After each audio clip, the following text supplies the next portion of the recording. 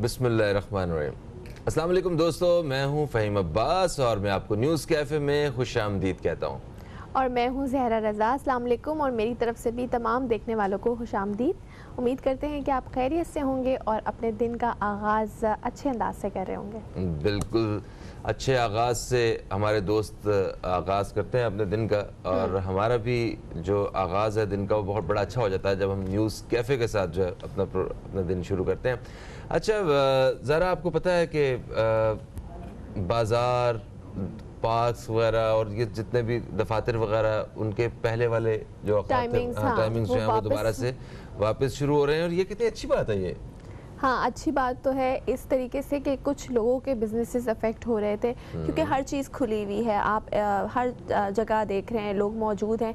फिर एक certain time तक लिमिटेड कर देना किसी चीज़ को। फॉर एग्जांपल मैं पार्क की एग्जांपल आपको बताती हूँ। मैं रोज़ पार्क जाती हूँ वॉक करने, लेकिन 6 बजे पार्क्स बंद और 5 से 6 के दरमियान कोई इतना रश होता है और 6 बजे और अब धूप भी हो गई है। हाँ, तो वो कोई इसी तरह कुछ रेस्टोरेंट्स के हवाले से मुझे था कि हम अगर बाहर बैठ के उसी प्रोटोकॉल के साथ खाना सर्व करना ही है तो फिर उसमें तो रात 10 बजे की लिमिट क्यों, फिर उसे आप 12 बजे भी कर सकते हैं। आप अगर बाहर ही बैठना है उन सारी चीज़ों को फॉलो करना, मगर खैर ये सारा कुछ तो चलता रहेगा। अभी वापस जो है चीज़ें नॉर्मल होने जा रही हैं। इसका मतलब हरगिज़ ये नहीं है कि दुनिया से कोरोना वायरस का जो वजूद है वो ख़त्म हो गया। हमें एहतियात जो है वो लाजमी करनी चाहिए और करनी होगी। उसी तरह मास्क और सैनिटाइजर्स का इस्तेमाल करना होगा, बार बार हम अपने हाथ भी धोने होंगे। और वैसे हाथ अगर किसी से मिलाया है आपने तो वो आपको अपनी नोज़ को जो है वो टच नहीं, मुंह के पास जो है वो हाथ नहीं लेके जाने हैं जब तक आपने हाथ वगैरह नहीं धोए। वही बुनियादी जो मालूमात जो थी हमारे पास थी उनको हमने अपने जहन में रखना है, भले हाथ पहले जैसे हो जाए। और वहीं अब लोगों में काफ़ी इस चीज़ को लेके शऊर पैदा हो गया है, तो अपनी हिफाजत लोग करना जानते हैं कि किस तरह से बच सकते हैं वो कोरोना वायरस से। बिल्कुल सही है। आते हैं अपने प्रोग्राम की जानिब और आपको बताते चले कि आज हम अपने प्रोग्राम में बात करने वाले हैं सियासी गर्मा गर्मी के हवाले से। हमारे मुल्क में मौसम जो भी रहे, मगर ये सियासत का मौसम जो है ना, इसका पारा हमेशा बुलंद ही रहता है। तो सेनेट के इंतखाबात के हवाले से बहुत सारे दावे हैं, बहुत सारे बयानात हैं, अलग अलग ओपिनियंस हैं सबकी। आज हम अपने प्रोग्राम में उन्हीं को जिक्र करने की कोशिश करेंगे। हमारे साथ एक बहुत ही अहम मेहमान स्टूडियो में मौजूद हैं, राना आसिफ हबीब साहब, जो कि तज्ज़ियाकार हैं, वकील हैं, सोशल वर्कर हैं और भी ना जाने क्या क्या है, मगर बड़े अच्छे इंसान है माशाल्लाह। तो इनसे बात करके हमेशा मज़ा आता है और कुछ ना कुछ सीखने को मिलता है। हम आपको खुशामदीद कहते हैं। अस्सलाम वालेकुम सर। वालेकुम अस्सलाम। कैसे हैं आप? अल्लाह ताला का शुक्र है जी। क्या बात। तो सर सवाल आपसे करेंगे, लेकिन उससे पहले हम एक ब्रेक पे चले जाते हैं ताकि वो डिस्ट्रैक्शन ना हो। हमारा प्रोड्यूसर मुदाखलत ना करे। बिल्कुल सही बात। मिलते हैं एक छोटी सी ब्रेक के बाद।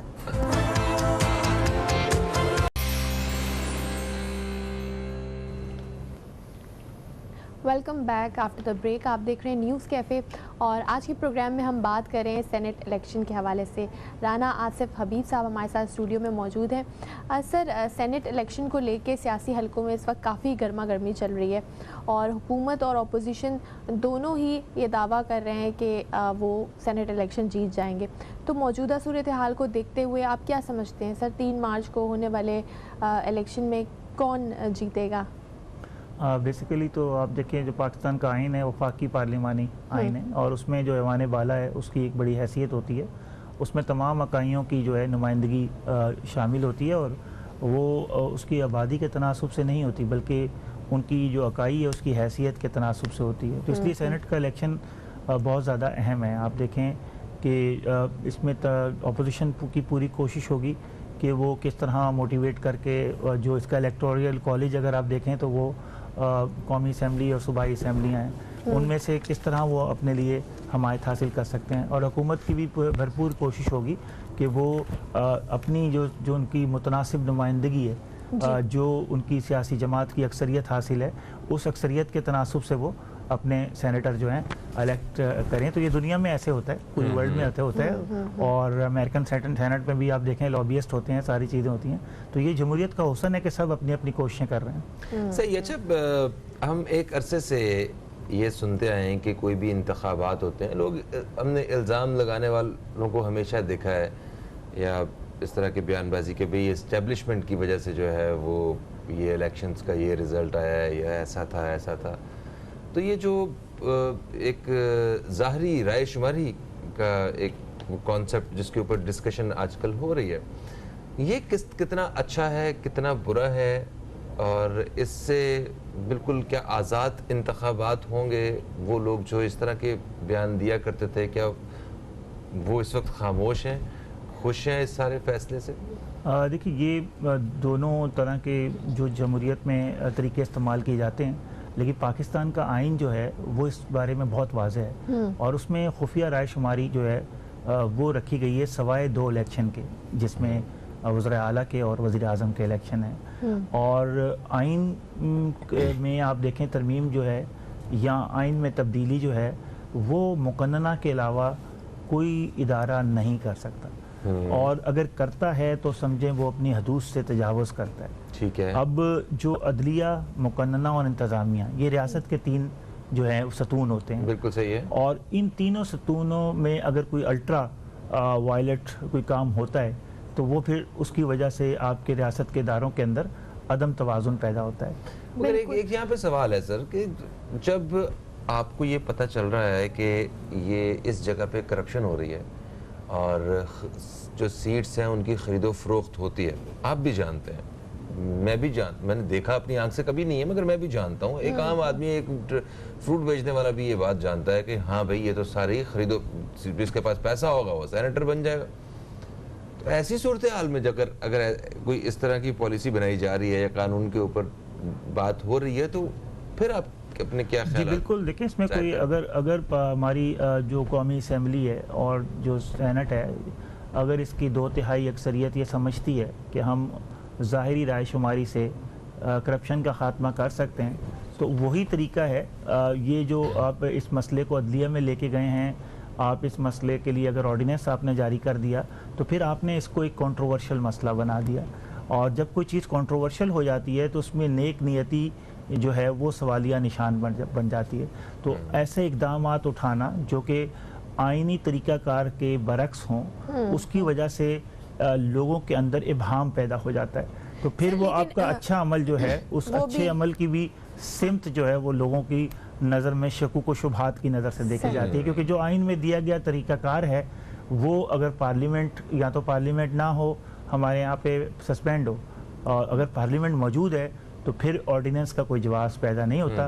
फिर अदलिया के पास, अदलिया को मुश्किल में इम्तिहान में डालने से बेहतर है कि मुकन्नना अपने काम खुद करे। सही। और सर अदलिया की तरफ से भी यही आया है कि जो आइन के मुताबिक अगर आइन में खुफिया बैलेटिंग है तो वो उसी तरह होगी अभी तक जो हमने देखा है। तो अगर अमेंडमेंट होती है किसी भी आइन में, पहले भी होती रही है, तो उसका तरीका यही होता है कि पार्लियामेंट में बैठ के ये फैसले किए जाते हैं। और मुझे लगता है कि उनका जो मुद्दा है कि ये जो टिकट्स की खरीदो फरोख्त होती है वो ठीक है, लेकिन उनका तरीक़ेकार जैसा कि आप कह रहे हैं वो सही नहीं है। अगर पार्लियामेंट में ये फैसले हों तो आप क्या समझते हैं कि ये जी तरीक़ाकार वही है। जब चार्टर ऑफ डेमोक्रेसी पाकिस्तान की 2 बड़ी जमातों ने बनाया, पाकिस्तान पीपल्स पार्टी और पाकिस्तान मुस्लिम लीग नवाज़ ने, तो उसमें भी इस पर इत्तफ़ाक़ राय हुआ था, मगर उनकी 2 बार हुकूमतें रही और वो आपको पता है कि वो इस चीज़ को नहीं कर सके।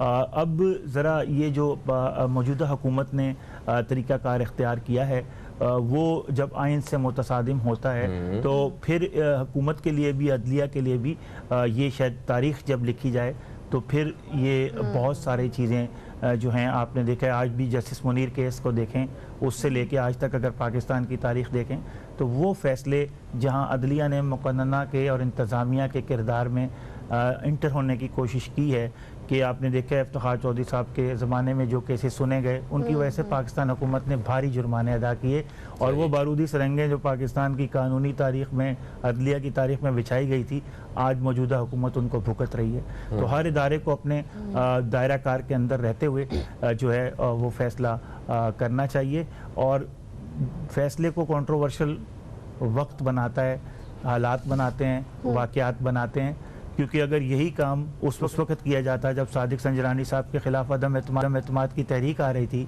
और अपोजिशन के 64 में से आप देखें 44 लोग रह गए, अगर उस वक्त किया जाता तो शायद लोग नेक नीति पे शक ना करते, लेकिन अगर अब किया जा रहा है तो अब बहुत सारे सवाल उठ रहे हैं। सही, बिल्कुल सही। वक्त हो गया एक ब्रेक का, कहीं मत जाएगा, देखते रहिए न्यूज़ कैफे। मिलते हैं छोटी सी ब्रेक के बाद।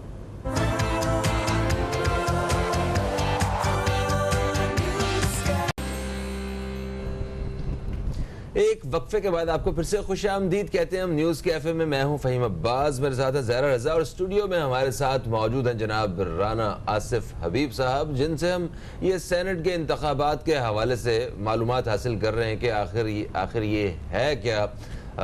बहुत सारे शोज़ और बहुत सारे बयानात हम सारा दिन सुनते रहते हैं। हमने कहा जरा आसान अल्फाज में राना साहब से जानते हैं, हमें भी जिन चीज़ों की समझ नहीं आती राना साहब समझा जाते हैं हमें। राना साहब, अगर पीडीएम की बात करें, अपोजिशन की बात करें, तो वो ये कह रहे हैं कि इस दफ़ा हम बताएंगे इन इंतखाबात में इनके साथ अच्छा नहीं होगा हुकूमत के साथ। हुकूमत कह रही है कि तानू भी लग पता जाएगा।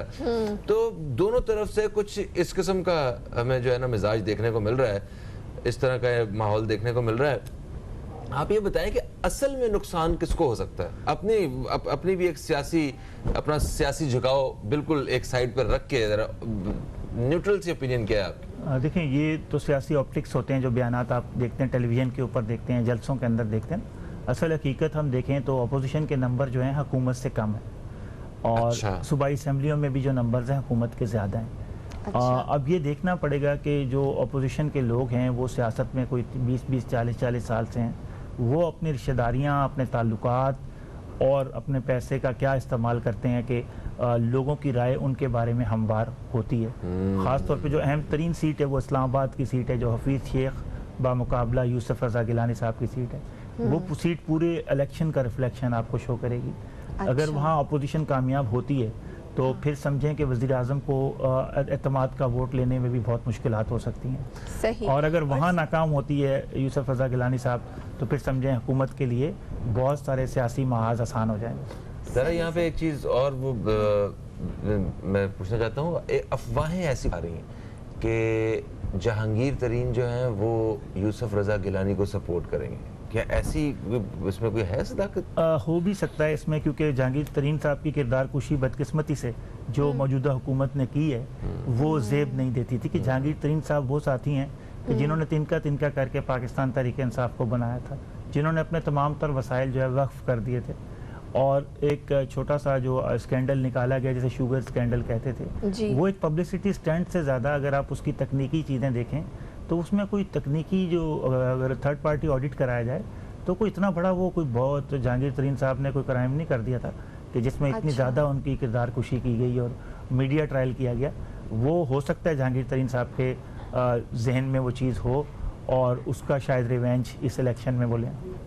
सर, तो हुकूमत की अगर बात कर लें कि हुकूमत को भी ख़तरा है, क्योंकि जिस तरह आपने अभी एग्जांपल दी जहांगीर तरीन की, वैसे तो हुकूमत ये कहती है कि पीडीएम टूट फूट का शिकार है, लेकिन अगर पीटीआई को देखा जाए तो आपस में इनके भी झगड़े हैं, एक दूसरे को वोट ख़रीदने और उसका बेचने का इल्ज़ाम लगाया जा रहा है, तो हुकूमत को ख़तरा है। जिसका ट्रेलर हमने देखा जब हमारे जो परवेज़ खटक साहब के भाई हैं लियाकत खटक साहब ने जो मुस्लिम लीग नून की हमायत की केपीके की सीट पे, कि जहां आप 1 लाख की लीड से जीते हुए थे, वहाँ पाकिस्तान तहरीक इंसाफ, आपको पता है ज़िमनी इलेक्शन में अमूमी तौर पे हुकूमत ही जीतती है क्योंकि हुकूमत के तमाम वसाइल इस्तेमाल होते हैं। लेकिन ये सरप्राइज़ अगर अपोजिशन ने दे दिया आपको, ख़ास तौर पे नौशहरा वाली सीट पे कि जो परवेज़ खटक साहब का घर है, तो फिर आपको अंदर की दरारों को महसूस कर लेना चाहिए और आपको खुशफहमी में ज़्यादा नहीं रहना चाहिए। जो लोग हुकूमत की बहुत ज़्यादा खुशफहमी में मुब्तला कर रहे हैं, ये वही लोग थे जो जनरल मुशर्रफ साहब को भी काफ लीग को भी खुशफहमी में मुब्तला करते थे।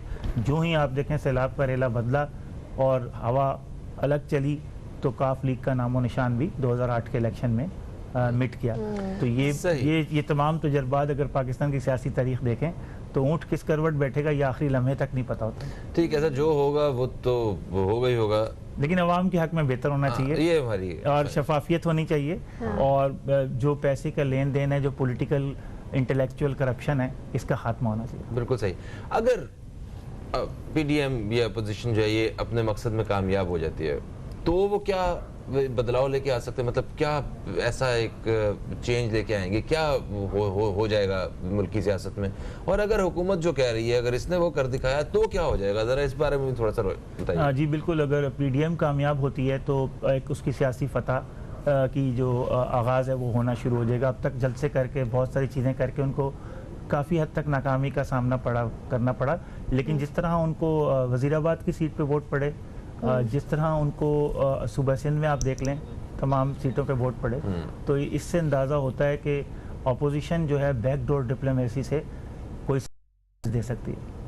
और हुकूमत के जो लोग हैं वो भी मेहनत कर रहे हैं, तमाम वज़रा मुतहरिक हैं।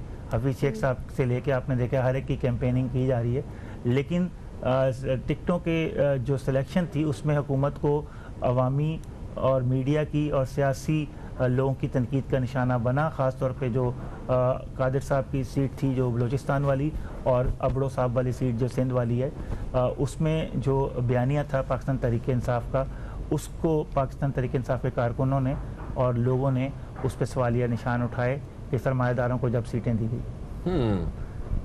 जी, आपको भी कुछ पूछना है सेनेट के हवाले से? कुछ सर बस यही पूछना है। अब्रो साहब काफ़ी कंट्रोवर्शियल आजकल वो है। जी बहुत कंट्रोवर्शियल। और आपने पाकिस्तान तहरीक इंसाफ के जो एक एमएनए है कराची से, आपने उनका बयान भी सुना कि वो किसी कीमत पे हफीज़ शेख साहब को वोट नहीं देंगे। तो एक एक वोट जो है इस्लामाबाद की सीट हो या सेनेट में बड़ा कीमती वोट होता है। तो जब आप वोट नहीं भी देते तो समझे आप अपनी सियासी जमात का नुकसान कर रहे हैं। अच्छा, ये तो आप सब चीज़ों का इन्हिसार जो है इस वक्त वो सेनेट इलेक्शन पे अब देखना ये है कि क्या होता है, उसके बाद ही चीज़ें पता लगेंगी। लेकिन सर जो इतने टाइम से पीडीएम की जानिब से कहा जा रहा था कि अब कुछ होने वाला है, मरीम नवाज़ से भी पूछा गया तो उन्होंने भी कुछ ऐसा इमरान खान के अगेंस्ट कोई ऐसी डेडलाइन या कोई ऐसी बात नहीं की। इसी तरह बिलावल भुट्टो ने भी कोई ऐसा स्टेटमेंट नहीं दिया। तो क्या समझते हैं आप, पीडीएम का मुस्तकबिल कुछ नज़र आ रहा है या अभी सिर्फ सेनेट के ऊपर ये बेस कर रहा है? देखिए, पीडीएम की जमातें मुख्तलिफ नज़रियात रखने वाली जमातें, और ये वो जमातें कि एक दूसरे की हरीफ भी रही हैं, हलीफ भी रही हैं। तो उन जमातों का जो है वो सर्वाइवल ही इसके अंदर है कि अगर वो हुकूमत की अंदर डेंट डाल सकें। अगर वो डेंट नहीं डाल पाते और सेनेट के इलेक्शन में उन्हें शिकस्त होती है तो फिर पीडीएम का जो मार्च है जो होने वाला है वो एक बड़ा सफ़र करेगा। जो मार्च के अंदर मार्च उनका करने का इरादा है, और अगर वो जीतते हैं तो फिर उनका जो मार्च है वो हो सकता है कि वो जजिस बहाली तहरीक की तरह कोई बहुत बड़ा टर्निंग पॉइंट गुजरांवाला पे जाके बन जाए और कोई ना कोई अंदर से तब्दीली जो है वो आ जाए। तो ये दोनों पॉसिबिलिटीज़ हैं। हुकूमत के लोगों को इस टाइम बड़ी एहतियात की ज़रूरत है। बदकिस्मती से गलतियों पे गलतियां हो रही हैं। कल भी जो एक हिंदू कम्युनिटी के लिए डॉक्टर आमिर लियाकत ने तस्वीर मरीम नवाज साहिबा की उससे पार्टी के अंदर भी बहुत नुकसान हुआ। मगर उनका बयान भी देखें, उन्होंने कहा अब लोग मेरा दूसरा रूप देखेंगे। नहीं, और मैंने देखा कि वो तस्वीर शेयर करने से जो तरीके इंसाफ के हिंदू कम्युनिटी के एमएनए थे उनकी बड़ी दिलदारी हुई। और मैं समझता हूँ प्राइम मिनिस्टर पाकिस्तान को सख्त डिसिप्लिनरी एक्शन लेना चाहिए। पाकिस्तान इस वक्त बैनुल मज़ाहिब हमांगी के लिए अपना इमेज बेहतर करने की कोशिश कर रहा है, और अगर आपका सिटिंग एमएनए इस तरह की चीज़ करता है तो पाकिस्तान इंटरनेशनल तौर पे बदनाम होता है। एफएटीएफ ने आज फैसला करना है कि पाकिस्तान को ग्रे लिस्ट में रखना है या नहीं रखना। एक खबर की वजह से पाकिस्तानी मईशत को धचका पहुंच सकता है। अच्छा, आमिर लियाकत साहब के जितने भी ट्वीट्स वगैरह होती हैं, बयानात होते हैं, कोई बहुत ज़्यादा नॉर्मल नहीं होते, उनमें कुछ ना कोई एक मजाक का अपना एलिमेंट रखा होता है जिसको ज़्यादातर लोग पसंद नहीं। जब आप एमएनए बनते हैं तो आपके ऊपर ड्यूटी ऑफ केयर ज़रा बहुत ज़्यादा बढ़ जाती है। और एक आम बंदा ये बात कहता तो शायद हमारे गार्डियन या न्यूयॉर्क टाइम इंटरनेशनल मीडिया शायद इसको ना उठाता, लेकिन एक सिटिंग एमएनए और हुक्मरान पार्टी के एमएनए जब ऐसी बात करेगा तो पाकिस्तान पे मजहबी इम्तियाजी सलूक का लेबल लग जाता है। बिल्कुल इत्तेफाक करते हैं हम आपकी बात से। इस हवाले से जो है वो यकीनन काम होना चाहिए, और हमारे सियासतदानों को भी वो जो बयानबाजी का जो अंदाज हम लोगों ने अपनाया हुआ है ना, इससे निकल के थोड़ा सा समझदारी की बातें करनी चाहिए। हम देखते हैं वो एक हुकूमत की जानिब से दो नुमाइंदा सियासतदान आकर जो बयानात देते हैं शाम में, जो दूसरों की जानिब से देते हैं, ये अजीब ही एक मोहल्ले वाली लड़ाई चल रही है। और हुकूमत और अपोजिशन दोनों हम बदकिस्मती से आने वाली नस्ल को ये शो कर रहे हैं कि सियासत एक कबड्डी का अखाड़ा है, उसके अलावा कुछ भी नहीं है। और इश्तिहार भी फहीम भाई ऐसे बन रहे हैं कि गंदी पॉलिटिक्स हम संभालेंगे, आप बालों को संभालें। Sir thank you so much, आप तशरीफ लाए, हमने इस हवाले से बात की। और दोस्तों यकीनन आपकी मालूमात में इजाफा हुआ होगा, हमारी तो मालूमात में बहुत इजाफा हुआ है।